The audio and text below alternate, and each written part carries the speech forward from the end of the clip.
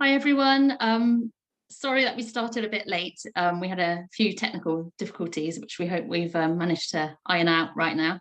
So thank you for bearing with us. And I'd formally like to say hello everybody, and thank you for joining us this afternoon or this morning or this evening, depending on where you're calling in from today. My name's Louise Tratt, and on behalf of the British Neuroscience Association, I'd like to give you a warm welcome to this special webinar, Using Stem Cells to Explore Genetics Underlying Brain Disease, which of course is hosted jointly with our annual supporters, Biotechne.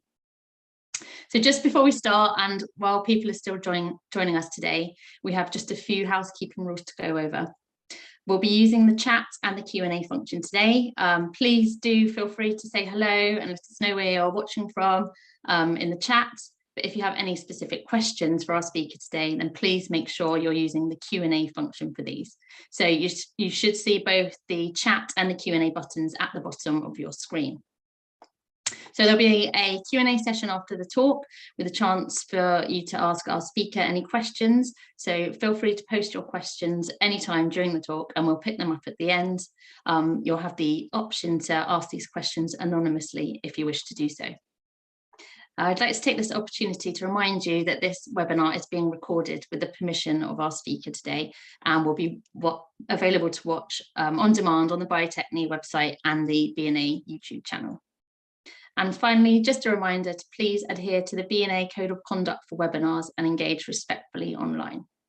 So without further ado, it gives me great pleasure to hand over to Dr. Francesca Keith, Senior Product Specialist at Biotechne, who will officially introduce the webinar and our speaker today. Thank you, Louise. So yeah, as Louise was saying, as part of the joint initiative between the B&A and TOCRIS, we're pleased to welcome Dr. Kristen Brennand as our speaker today. So Kristen is a renowned leader in the stem cell field. A central theme of her research has been to understand the mechanism underpinning certain brain diseases. This has included pioneering work in schizophrenia research that Kristen has continued to build upon at Yale University. So without further delay, I'll hand over to Kristen so we can hear more about her work. Thank you.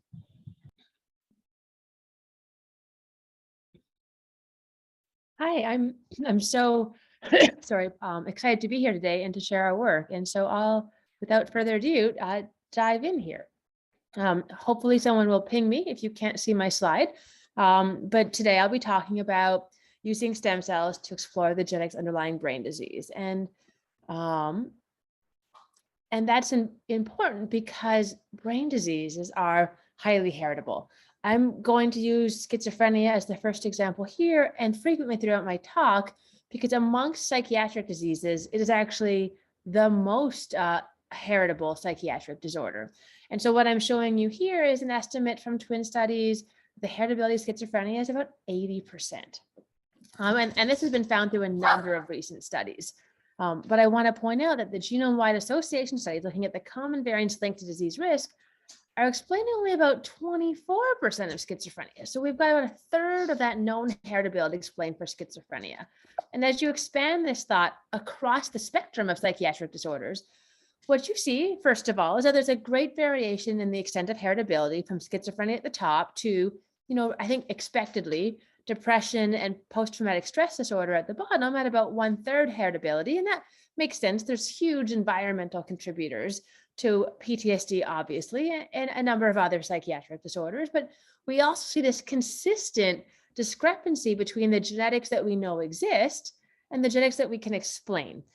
And so the question that I am fascinated by is, can we better explain this missing heritability? Because my hope is that if we can better explain it, we can use that as a tool to guide us in diagnosis and treatment. And this comes down to the fundamental question of what do I think stem cells can teach us about the heritability of brain disease? And I think there's two places this can really inform clinical outcomes. And the first is prediction. If we can better predict future disease, we can better prevent it. I think the obvious examples here are things like BRCA1 breast cancer. There's a number of early childhood disorders that you can prevent if you change diet. So if you can predict disease, you have a longer window of therapeutic intervention where different and often more mild treatments can be used to prevent symptom onset. So we're really treating patients before they show up in the clinic. And second, interventions. And again, as I said earlier, if we understand the genetics of disease, novel therapeutic targets come up. And the example here is schizophrenia. Every known FDA approved intervention in the US targets dopamine receptor antagonist. But the genetic risk for schizophrenia is not enriched in dopaminergic neurons. It's in fact enriched in glutamatergic and GABAergic neurons. So if we could target this cell type earlier in the disease process, perhaps we could do better by our patients. And really what I'm talking about here is this idea of precision medicine, that if we could know all of the risk variants and the interactions between those risk variants in a specific patient, we might be able to better diagnose and treat them. And so we're talking here about translating the hundreds of risk variants identified by genetic studies to their target genes, biological pathways, cellular functions, and ultimately their circuit impact. My talk today will have 3 parts. First, we'll briefly establish stem cells as an appropriate model for brain disease. I'll talk at length about the work we've done to explore the genetics of brain disease. And finally, towards the end, a short vignette towards drug screening and precision medicine, because this is ultimately where all of us want to go. I'll open for those of you who are not familiar with a brief introduction to schizophrenia, because so much of my research really centers there. Schizophrenia is really common. It affects 1% of the global population. And that's actually true in every country, in every world. So 3 million Americans are affected, but across every country, this constant frequency of 1%. But I'll add that it's not 1% of the people in your daily life that are impacted by schizophrenia due to our, frankly, terrible treatment available. These patients, individuals with schizophrenia tend to be lost from our day-to-day society and enriched in hospitalized, institutionalized, and criminal populations. And this is because this disorder is so severe.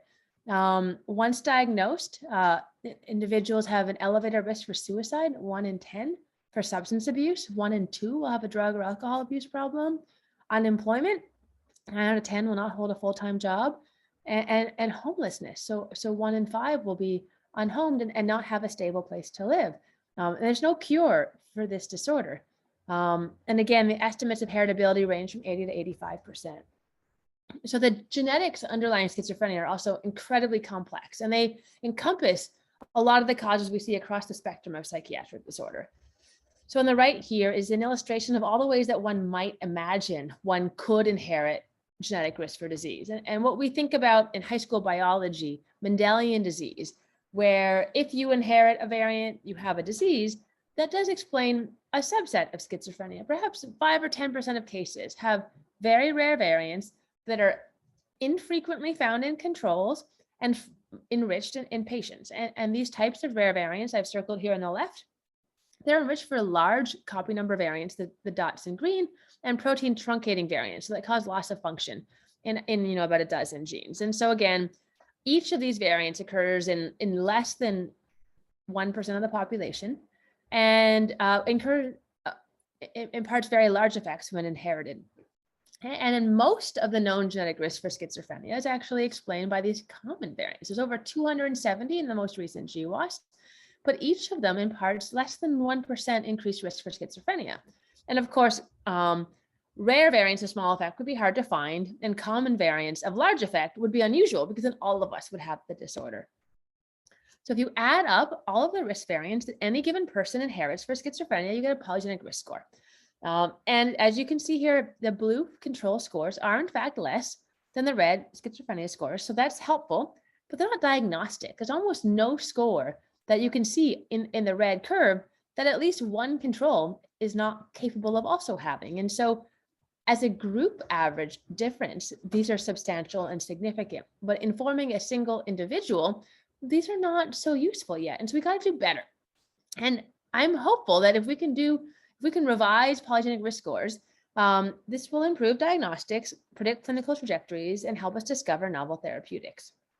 I want to briefly, in just one slide, summarize the last 50 years of research into schizophrenia, because I think it gives a nice context to the work that we've been doing in the lab. And so the first thing that we know about schizophrenia comes from autopsy studies that has more recently been replicated in brain imaging studies. And what we know is that the brains of cases with schizophrenia are smaller. So this is a brain imaging study done by Judy Rappaport almost 20 years ago now. And those regions in red are smaller in cases. I want to point out that the brains of cases are not smaller because there's fewer neurons or because neurons are dying. In fact, they seem to be smaller because the neurons themselves are smaller. So neurons have fewer branches and fewer connections between them, synapses, the dots here. And so the question then is why? Why are neurons less well connected in schizophrenia? And how do we prevent that? And the truth is, we don't well understand this. And this is because not just in psychiatric disorders, but across the spectrum of human disease, with the obvious exception of cancer, there's not enough live human brain tissue from patients with schizophrenia in order to study the processes involved in disease initiation and drug discovery. What we have are postmortem samples after patients are dead, but we can't, and rightfully so, access the brains of patients and controls for studies of drug discovery.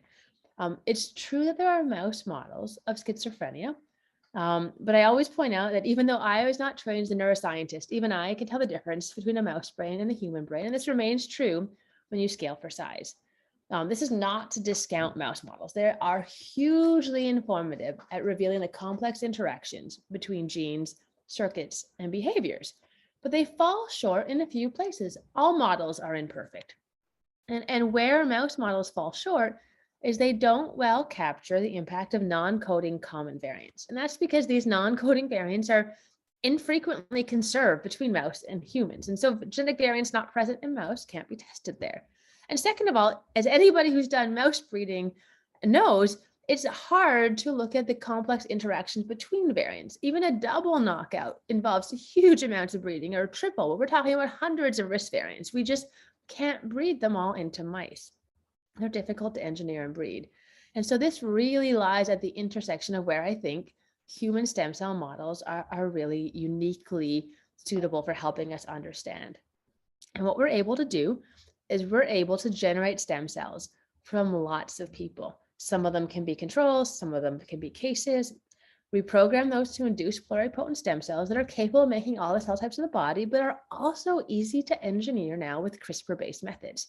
So we can introduce variants or remove them, and then generate defined cell types of the brain that are implicated in disease risk, whether that be glutamatergic neurons, GABAergic neurons, astrocytes, or microglia.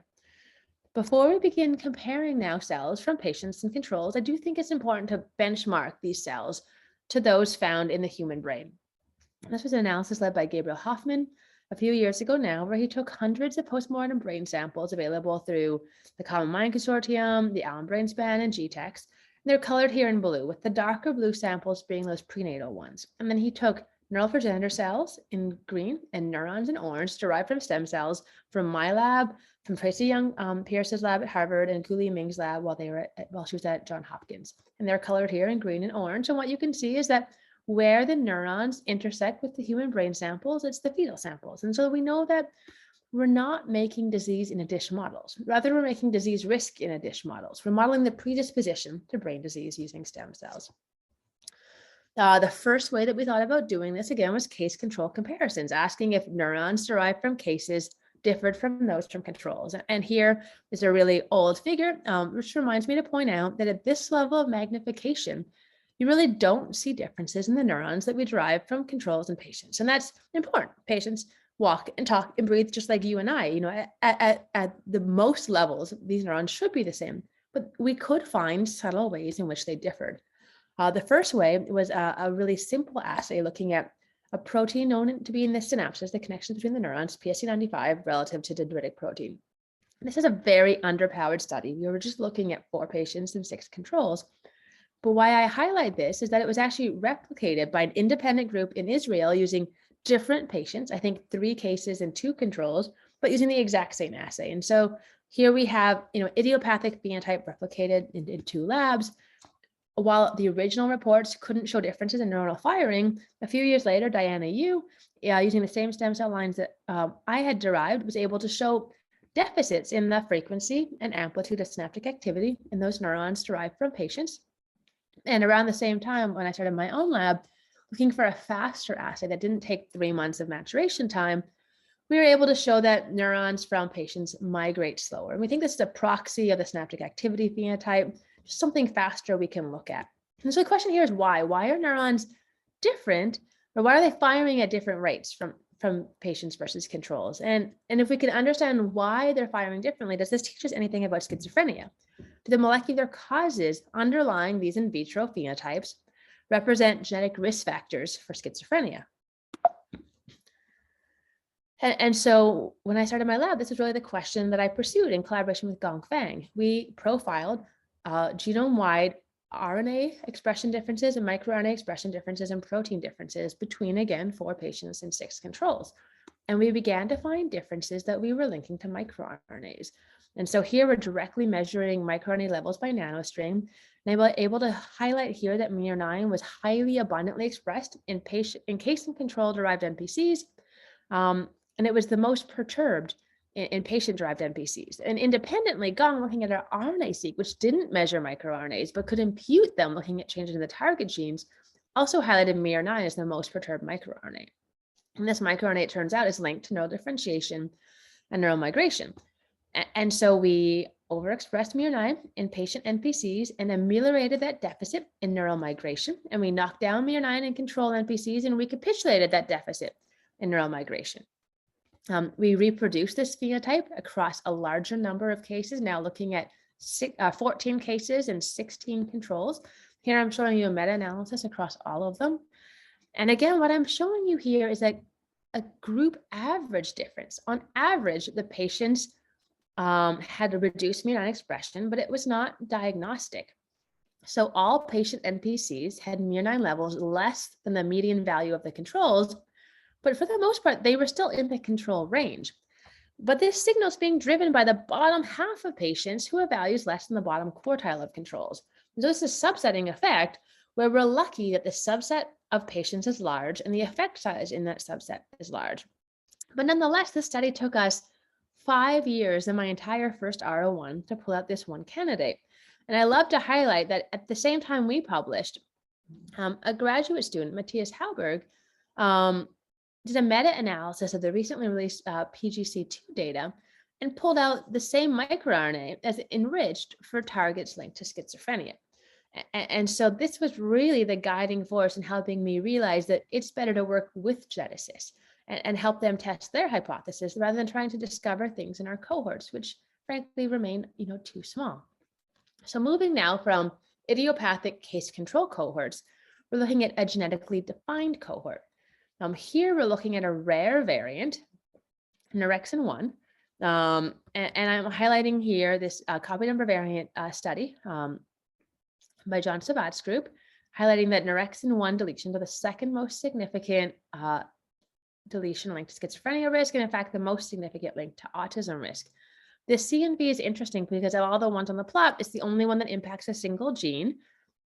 It's also non-recurrent, so the boundaries between individual patients are different. Different parts of this gene are deleted in each case. And finally, Neurexin-1 is highly alternatively spliced, with hundreds of known Neurexin-1 isoforms in mice at the time we started this study. So in work led by Thomas Sudoff and Peter Schaffel, what we knew in mice is that there were hundreds of isoforms with more isoforms in brain regions of greater complexity, and in fact that we could distinguish neuronal populations in the brain based on the Neurexin-1's complexity. Then in work led by Aaron Flaherty, a former PhD student in my lab, and Shuja Zhu, a former postdoc in Gong Fang's lab, we began to ask these questions in human neurons. So what is the complexity of Neurexin-1 splicing in the brain, and can we recapitulate that in stem cell-derived neurons? This plot is really complicated, so I'm going to take a moment to walk you through it because we haven't found a simpler way to show the data. This is the Neurexin-1 locus from left to right at the top, and a single isoform captured by long-read sequencing is one row. The most abundant row in the plot is the top row, the least abundant row is the bottom row. If an exon is included, it's colored, and if it's skipped, it's white. So for this most abundant exoform, we've got included, included, skipped, included, included, included, skipped, skipped, and so on and so forth. And so again, you can see the abundance top to bottom in IPS and brain. And what I'm highlighting here is these orange isoforms, because the orange isoforms are the ones that we detected both in human postmortem brain and stem cell-derived neurons. And I think what's the most interesting here is that they're the most abundantly expressed isoforms that tend to be shared between human brain and stem cell neurons, which gave us the hope that we could actually model the impact of Neurexin-1 deletions on Neurexin-1 splicing in vitro. So that's what we did. These are very rare patients. We obtained them in collaboration with Judy Rappaport. We've got 4 cases with anorexia 1 deletions. We've got a mother-son pair with 5' deletions encompassing the promoter and first 2 exons, and a monozygotic twin pair with 3' deletions encompassing the second, third, and fourth from last exons. And 4 of them have psychosis. And so we generated stem cells from these cases as well as some matched controls.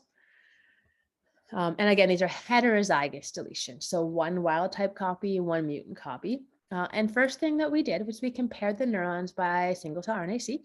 I've circled in red the mature neuron cluster. And what you can see, the cells derived from patients are either blue or red or gray if they come from controls. And this mature neuron cluster is disproportionately gray. There are more control neurons in these mature neuron clusters and fewer patient ones. And that's not true for the immature neuron clusters or the astrocyte clusters.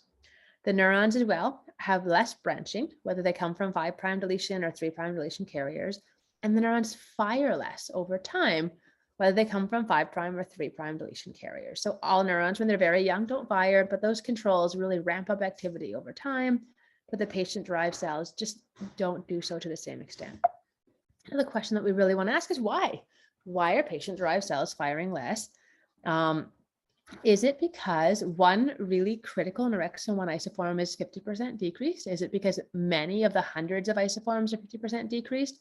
Or is something weird going on in the locus around the deletion creating mutant isoforms? And so to what extent do these phenotypes reflect perturbations in few or many anorexin 1 isoforms? So again, we did long-range sequencing of the anorexin 1 isoform repertoire. And what I can show you, first of all, is that all these isoforms in orange are, and there's 50% of what we could detect are significantly decreased in patient neurons relative to controls. An additional 1/3 or so we didn't even detect in controls. These tend to be the lower abundance control ones. So we just weren't sensitive enough to see the decrease. So overall, 2/3 of isoforms are significantly perturbed down in these heterozygous deletion carriers. But what we didn't expect to see is all of these mutant isoforms. So they're caused by splicing around that deletion event in the 3' carriers. And they are amongst some of the most abundantly expressed isoforms in the patient neurons. So we wanted to know what these mutant isoforms were doing. And so Aaron cloned them and started overexpressing them. So this is that activity assay. Here's baseline activity in control neurons. But overexpression of any one of 4 different mutant isoforms was sufficient to substantially impair neuronal activity by overexpression of a single mutant isoform. In the 5' carriers that do not express mutant isoforms, they had reduced activity at baseline, but overexpression of a single wild type isoform was sufficient to rescue activity. But those 3' carriers,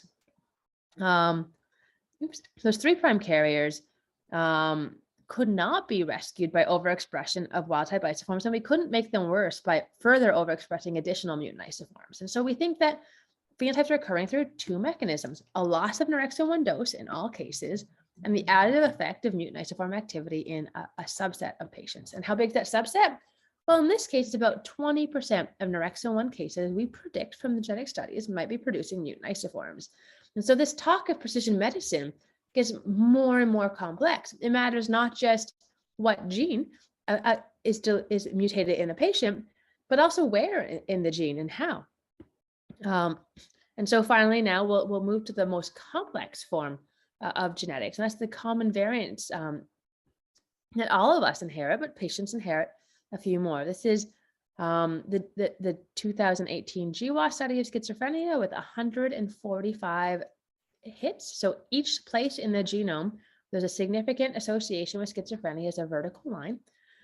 And the questions here is how to translate these loci to their target genes and pathways. So within a vertical line, there are dozens to hundreds of single nucleotide polymorphisms. Which one or ones are causal? It need not necessarily be only the most significant one. What are the proximal or cis target genes? So here it's easy to imagine a risk variant that's in a promoter relating expression of the nearby gene. What are the distal or trans target genes? So here you might imagine a risk variant in a promoter regulating a transcription factor that then in turn regulates a downstream gene that's important to schizophrenia. Or you might imagine a chromatin loop bringing a distal enhancer closer in space to, the promoter of a different gene. And finally, other context-dependent effects, right? So do these variants have different effects in different cell types? Perhaps a transcription factor only expressed in neurons or astrocytes necessary to make this risk variant regulate the expression of a target gene. And overall, across the entire plot, how do these hundreds of risk variants interact and sum? And so these are the questions the lab has been really interested in. What are the proximal and distal risk variant effects, and how do they vary with donor or polygenic risk across neurodevelopment, between cell types, with sex, and with the environment? So for example, looking at the impact of stress or inflammation on genetic risk for brain disease. And so coming back to this Manhattan plot, we wanted to validate the impact of one of these risk SNPs. And I'm showing you here the variant that we chose to go after. And at first glance, there's nothing particularly obvious about it from this plot about why we would choose to invest so much time at this SNP in the 3' UTR of the furin gene. And so I want to explain to you our rationale. Here, I'm plotting on the y-axis the same thing that's on the larger plot, the p-value for schizophrenia risk. But here on the x is the p-value for brain EQTL. So that is the significance of the single SNP in regulating the expression of the nearest neighbor gene in postmortem brain tissue. And so what we see here at this locus that we never see at any of the other 145 locus is that the one SNP that's most significant for schizophrenia risk in patients is also the SNP that's most significant for regulating the expression of that nearby target gene furin. In fact, the next best example is SNAP91. And this plot here looks a bit different. In the next best example, we've actually got 20 or 30 SNPs in the top right-hand corner. All of them are potentially regulating risk for schizophrenia and that target gene SNAP91. And we don't know if there's a single causal SNP in that cluster or if all of the SNPs are contributing to disease risk and expression at that locus. And so we're going to investigate both of them over the course of the talk, but using different CRISPR engineering techniques because there's different problems here. So looking at furins, this is a project led by a former postdoc, Nadine Shroud, and she's looking at the impact of that non-coding SNP furin on the proximal gene expression and neuronal phenotypes. So the SNP, as I mentioned, in the RS4702s in the 3' UTR of the furin gene, and it took Nadine a few years, but she achieved a perfect edit where only that single non-coding SNP is different, and to the best of our knowledge, nothing else in the entire genome is different. And so when you compare AA versus GG neurons, the first thing that we were able to see is that there's decreased furin expression as predicted. But over the years it took her to do the edit, it was uncovered that this SNP in the 3' UTR is actually in a microRNA binding site, and it's regulated by miR338. And if you inhibit miR338, you lose those differences between AA and GG neurons. And so this is a context-dependent SNP that is dependent on cell type-specific expression of miR338. GG neurons don't just express less furin, but they have reduced neurite length, and they have different firing patterns. Sorry. And in subsequent studies, we've done some RNA-seq, and I was surprised to find that AA and GG neurons separate by principal component based on genotype. So these are isogenic neurons that differ to single non-coding SNP, and we can separate them by RNA-seq, and those types of genes involved in separating them are actually involved in neural migration and neural morphology, which makes sense given the migration, the neurite length differences. Sorry. Now, we were at this point in about 2020 when the pandemic started and we shut down the lab. And we started hearing reports in April of 2020 that the major genetic difference between SARS-CoV-2 and the original SARS virus was that it had incorporated a furin cleavage site. And we thought, at first we thought that was funny and interesting, but then we realized we had this unique tool to really explore what furin was doing with respect to SARS-CoV-2 infection. And we were so lucky because while all the labs around the world were shut down, the virology labs were still running. And a friend and collaborator of mine, Ben Hanover, worked at Mount Sinai where we are working. And we started chatting about whether we could work together. And so Christina came back to lab in Manhattan in April of the pandemic and worked with collaborators via Zoom. Daryl Cotton taught her how to make lung alveolar cells remotely. And so she took our stem cells and she made lung cells out of them. And she was able to show, first of all, that GG lung cells express less furin than AA lung cells. And subsequently, with Ben's team, that GG lung cells expressing less furin are also less susceptible to being infected by SARS-CoV-2. And it was such a striking difference that you can even see at the level of staining, where we're staining for SARS-CoV-2 protein in red here. And the GG lung cells are just not staining the same way. And then, perhaps as a control, we made AA and GG neurons again showing they show reduced furin expression. And we tried to infect them with SARS-CoV-2. And here's where I think I was really struck, is that we could infect them. They don't infect as well as lung cells, but we could infect them with SARS-CoV-2. And again, those GG lower expressing furin cells were harder to infect. As we think about gene environment interactions, I want to pause for a moment and come back to stress, because I have a student, Karina Sao, co-mentor with Laura Huckins, and this long-standing and really interesting collaboration with Rachel Yehuda, the Bronx VA and the New York Stem Cell Foundation, where we've been looking at the impact of stress on neurons in the context of PTSD. And so we've been looking at the effect of our stress hormone, hydrocortisol. And here we've got RNA-seq from 39 donors, glutamatergic neurons stressed with either low dose or high dose hydrocortisol relative to a vehicle treatment. And so, as you might expect, the more you stress neurons, the more they change gene expression. So small changes with low dose, high changes with high dose. And the types of genes that are changing as you stress neurons are linked to neurodevelopment and immune response. So not so surprising here, but these 39 donors actually included, well, they were all combat exposed veterans, 19 of whom were diagnosed with PTSD and 20 who were not. And here we can break down the diagnosis specific differences in stress response. And what is so striking here is that the PTSD versus control effect is stronger at low dose and weaker at high dose, suggesting a hyperresponsivity of PTSD neurons to stress. So all neurons respond at high dose and just the PTSD case-derived neurons at low dose. We can in fact distinguish neurons from cases and controls at low doses. And those genes that are differentially stress responsive in cases are enriched for PTSD risk genes that we see in genetic studies and from postmortem analysis. Karina looked for transcription factors that might be regulating this differential responsivity and highlights here one, MYC, where both MYC has differential gene expression and its targets likewise have a highly correlated and significant differential expression. And MYC is at the center of this network of genes that are changing in stress responsiveness in PTSD. So this work up to now has all been looking at proximal or immediate responses of genetic risk on gene expression. And in collaboration with Shram Akbarian, we had a former MD PhD student who wanted to look at distal effects of risk variants on gene expression. And so he used stem cells to look at the long distance interactions in DNA folding patterns that brought together distal enhancers with gene targets in schizophrenia risk. So we've got isogenic neurons, astrocytes, and neural progenitor cells. Proximal gene targets we're highlighting in red, and those long-range looping interactions are these blue loops. So if you looked at the PGC2 genetic data at the time, there's about 224 genes in close proximity to risk variants. But in a cell type specific manner, he could add a few hundred more risk variants by these distal looping dynamics. One of them here I'm highlighting, protein adherent alpha. There are 4 schizophrenia risk SNPs 93 kilobases away from the protein adherent alpha cluster.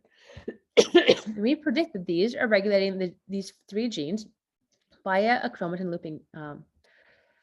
Prashant used CRISPR to delete these risk SNPs, and it was able to show that deletion of these SNPs was sufficient to reduce expression of protein adherent alpha 10 and 8.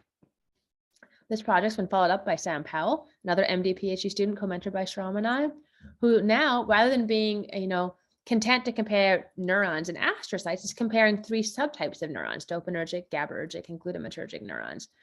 Looking at the proximal gene targets that are differentially expressed between these 3 cell types, he can show that we asked which diseases are best modeled with each of these cell types. And so you can see that our dopaminergic neurons well capture proximal risk variants, proximal risk genes associated with cannabis use disorder, schizophrenia, and bipolar. And that schizophrenia and bipolar, are risk genes are highest expressed, specifically expressed in GABAergic and glutamatergic neurons. And then looking towards these long distance interactions, Sam profiled them again genome-wide, trying to identify looping interactions that are specific to each of these 3 cell types, and with the hope of understanding the pathways impacted differentially. And finally, I asked them to compare those proximal and distal targets, asking if we get the same type of biology in those immediate gene targets and the ones brought together by looping. And so you can imagine a few hypotheses. One, very much overlap between the targets, intermediate overlap, and a possible outcome where it's completely different biology regulated by these distal and proximal risk genes. And in fact, unexpectedly, the answer seems to be this. And so these are the proximal risk genes that we see expressed in our neuronal cell types. And they're enriched for neurotransmitter biology and synaptic biology, but the distal genes actually seem to be enriched for metabolic processes and cell adhesion, and specifically the protein adherent network.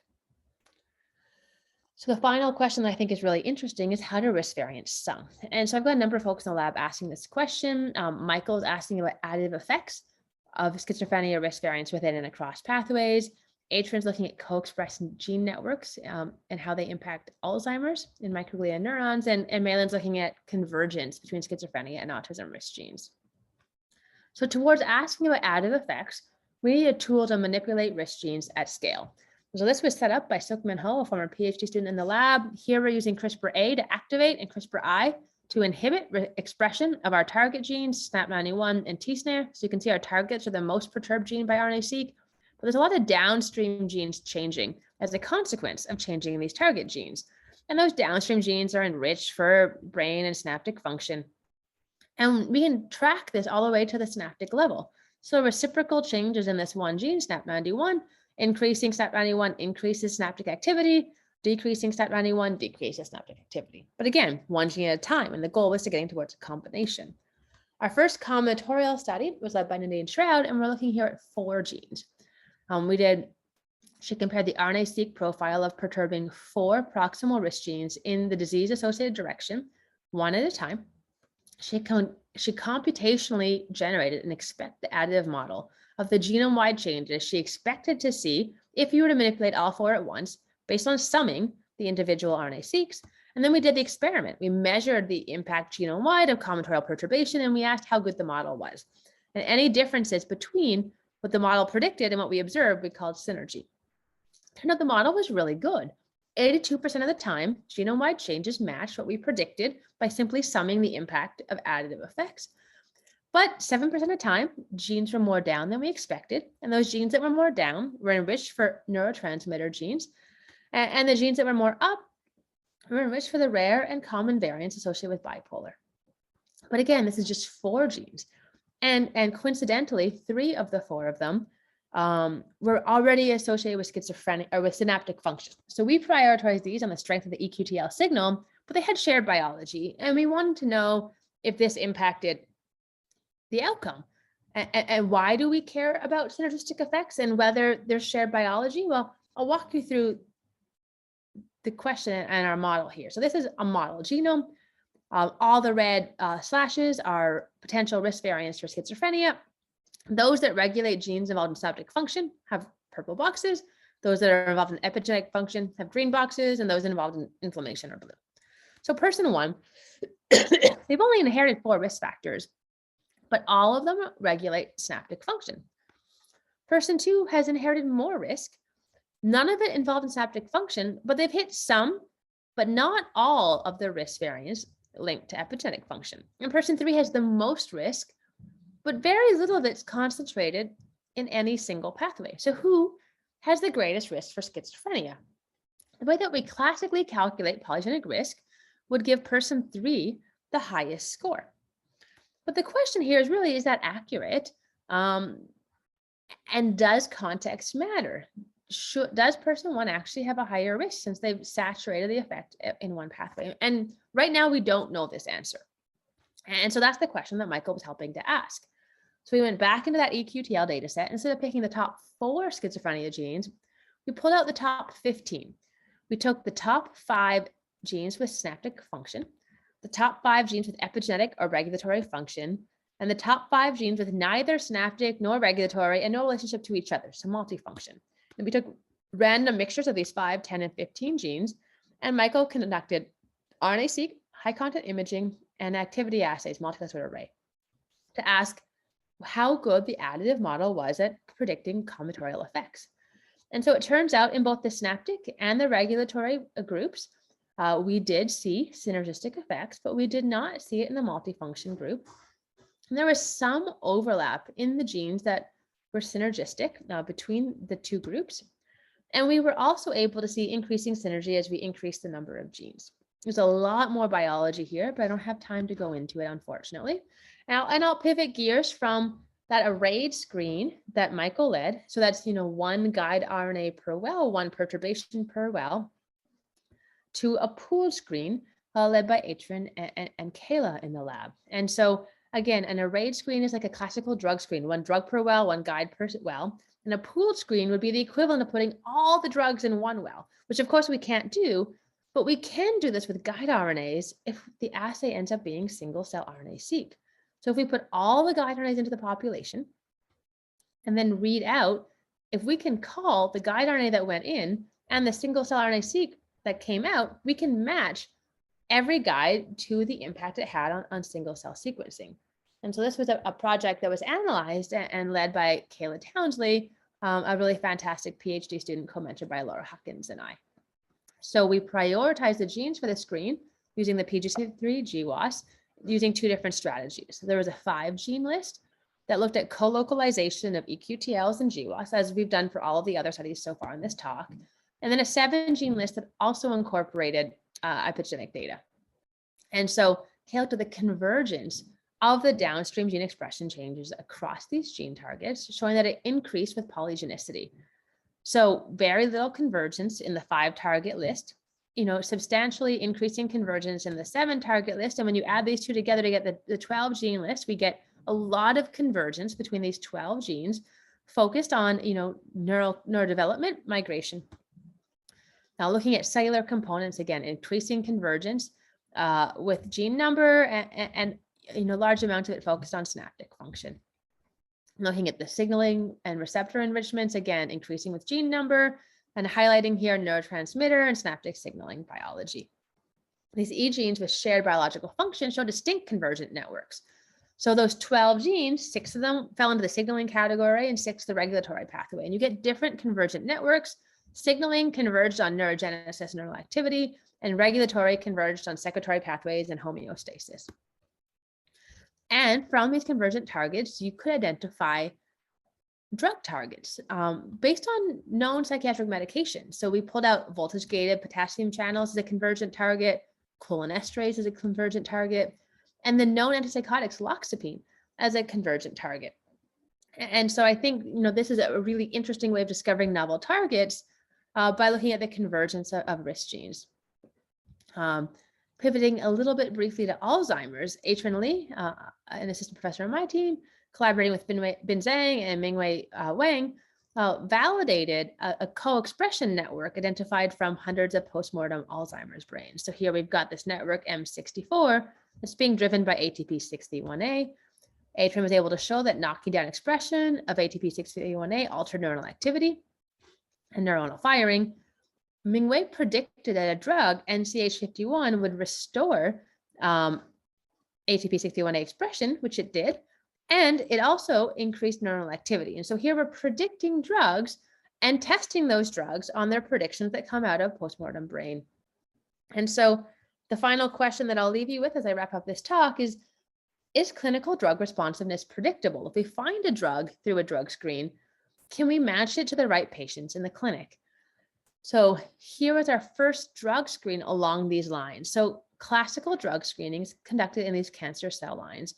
And we did that in parallel with neural progenitor cells from 12 schizophrenia patients and 12 controls. So we compared drug responsiveness to 134 repurposed drugs, to classical cancer cell lines, and patient and control-derived cells, asking, does context matter? Do you get different drug responsiveness in cancer cells and neural cells? And does donor origin matter? And while the screen didn't, find, a novel treatment, or I would have opened with that, we did see that there was specific biology that differed by cell type. And so while most drugs changed mostly the same way across the cell types, sometimes there was, a differential response in NPCs, and sometimes that response was stronger in patients. And when the drug responsiveness differed in NPCs and in patients, those genes that changed differentially were enriched for schizophrenia relevant biology. And so we think that if you want to maximize schizophrenia relevant information per dollar spent in screening, there is benefit for screening in the cell types relevant to disease and the donor backgrounds relevant to disease. And of course, we don't need to find a drug that helps all patients. If you could even find a drug that helped a few of them, that sliver of a pie model, that would be hugely helpful. And so then what you need to be able to do is to match who and predict who will respond to your drug in advance. So does genotype predict clinical response or non-response, or would in vitro drug response predict clinical response? So I can tell you here that we did test clozapine in this trial, but it did not show differential changes in neurons derived from patients who were clozapine responsive. And it turns out that's probably because clozapine responsiveness is largely dependent on side effect tolerance, not actually neuron-specific responses. And so what we really need to test this hypothesis is a psychiatric drug whereby patients are lifetime stable, where the likelihood that a patient responds to the drug increases if their affected family members also respond to the same drug. And it turns out there's one gold standard example of this in psychiatry, and that's lithium responsive bipolar. This was a study that I got to help start as I was leaving Rusty's lab, and Jerome Mertens led it as we finished it. And so what we're looking at here are stem cell derived neurons from 3 controls and 6 bipolar patients. And the bipolar patients are showing hyperactivity. But if you break that hyperactivity into lithium responders in red and non-responders in green, only the responders show reduced hyperactivity when treated with lithium. So diagnosis dependent drug response. And Rusty repeated this actually in a second cohort, showing that with better than 95% accuracy, he could predict whether neurons came from lithium responsive or non-responsive patients. And so the idea I want to close with is that if we had DNA from patients and controls, we hope that we should be able to predict changes in gene expression and synaptic function, that we think we can use stem cells and CRISPR to query the impacts here between DNA and RNA, or between RNA and synapse, and that we can drug screen at the level of RNA expression or synaptic function with the hope that we can predict treatment outcomes. For any grad students in the audience, I want to highlight that I have open funded projects and I'm actively hiring postdocs. And I want to really pause and thank all the members of my team now and in the past who have led all the work that I shared with you today. If they weren't coming in and working so hard through the pandemic, I wouldn't have had anything to show you today. And so thank you to my trainees, to our funding sources, and I'm happy to take questions as time permits. Thank you, Kristen. That was amazing. Thanks so much for sharing your research on schizophrenia with us today. And it's so early for you. I know you've literally just did the kindergarten run and then jumped on your computer. So, if that's not multitasking, I don't know what is. Thanks so much. We've got time for a few questions. I can see we've got some from Chunsu Yu. I hope I've pronounced that correctly. Sorry if I haven't. If we just go for the first one, and again, sorry if I don't pronounce any of these terms correctly, but I'll try my best. What is the biological function of NRXN other than LOF? Is there evidence of GOF or haploinsufficiency? Yeah, so Neurexin-1, like its homologous proteins, Neurexin-2 and 3 are involved in synaptic organization. So they're thought to drive the formation of different types of synapses. And it's thought that because of the complexity of the Neurexin-1 repertoire, each isoform will bind a different postsynaptic partner. So it's a presynaptic organizer that specifies the composition of the synapse. And so these are loss of function. We mostly think about autism and schizophrenia rare variants as loss of function, but there's increasing evidence that some of them might, in a subset, have dominant negative gain effect function. We see this in epilepsy. Stephan Sanders had a nice paper recently looking at SCN2A, I think, showing that Some mutations were loss of function and went to autism, I think, and some were gain of function, went to epilepsy. And so this is a pattern that I think we really need to explore, that the context of the mutation could have different impacts in different genotypes. Excellent. And along that, she also asked if mutant isoforms affect protein domains. And we did look at that in the paper. I don't remember the name off my head, but we were able to model them, and we were able to show, so the canonical splice site for Neurexin 1 is one of the ones that's really involved in association with its postsynaptic partner, neuroligin. And I think that was one of the transmembrane or extracellular domains that were impacted, but I'm a little bit less confident in that answer, but it's definitely in the paper. But we were able to predict, not show by faulting like crystallography, that it would change structure. Great, thanks. And do you have any plans for testing furin A to G mutant in vivo model? Yeah, so this is, again, a really tough question, because a lot of these common variant SNPs, and I think it's true of furin, are not conserved between mouse and human. So we'd have to introduce in a SNP, but it's so artificial because that microRNA may or not exist, right? And so I think what we might be able to do is transplant these human cells into a mouse model, but these are very difficult experiments and not something that we're doing in the short term. I think it's important to do things right. Transplant experiments have a lot of noise, and you really want to know what you're going after to do it. Great, and I think we've just got time for just a couple more that are left here. Furin shows up in your synergistic map. It is does it? Yeah, it was one of the genes that we use in the 4 gene set, and it's in the 15 gene set as well. And I actually really like the last question, highlighting the pleiotropy of these risk variants. And again, I'll remind you that we're not capturing disease in a dish, but disease risk in a dish. And so it could be that at the level of disease risk, they're indistinguishable, and it's synaptic pruning in the environment and a lot of other things that might be changing clinical outcomes. And so it might be that we can't specifically distinguish effects in a dish, and it might be that we can. I think time will tell. Great, that's quite an interesting question here. I might just ask you, what part of your research do you wish regular citizens knew about, for example, non-scientists or non-medical personnel? Could this knowledge be more widely disseminated, and do you think it could lead to societal change? Quite a big question. I love this question, and my answer is actually like, we have so much stigma on mental illness. People blame themselves, parents blame themselves. Nobody blames themselves if they get cancer, if their child has cancer. They blame genetics or biology or bad luck, but they don't waste energy blaming themselves. And I wish that if the parents of kids with autism or schizophrenia could understand that this is nothing wrong. Yeah. This was in their DNA. If we could free them to focus on, exploring what we know works, the behavioral interventions, and release them of the guilt and the shame.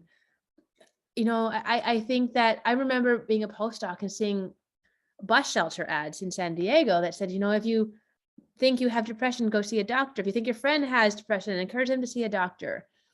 Can you imagine a bus shelter ad? If you think your friend has cancer, encourage them to see a doctor. Like, that sounds preposterous to us. I hope one day this really well-intentioned bus shelter campaign equally sounds ridiculous, right? Like, it should be ridiculous that if you think you have depression, you need to be told to go seek help. It should be obvious. This is a disease. It's genetic. We understand what causes this, and there's no fault. Like, let's focus on helping each other and not blaming each other. Yeah, that's a really interesting perspective.